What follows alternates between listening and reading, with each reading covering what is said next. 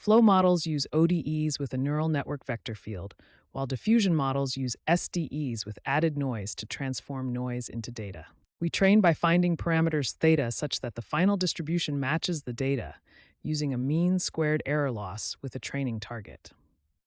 Conditional refers to quantities per single data point, while marginal refers to quantities across the entire distribution of data points.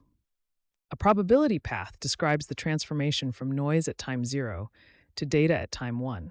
The conditional probability path describes how a single data point z evolves from noise. For example, in the Gaussian case, it linearly interpolates from noise to the data point. The marginal probability path averages the conditional paths over all data points in the distribution. The conditional vector field defines the velocity at each point that makes the ODE follow the conditional probability path to a specific data point z. The marginal vector field averages the conditional vector fields weighted by the posterior probability, ensuring the ODE follows the marginal probability path.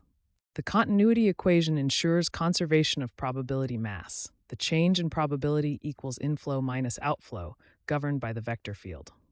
Score functions are gradients of log likelihoods. The conditional score uses the conditional path, while the marginal score uses the marginal path. Flow matching minimizes the mean squared error between the neural network's predicted vector field and the true marginal vector field.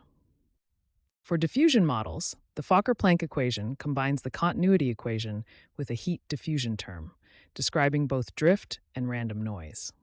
Score matching minimizes the error between the predicted and true score functions, which can then be used to define the vector field for diffusion models.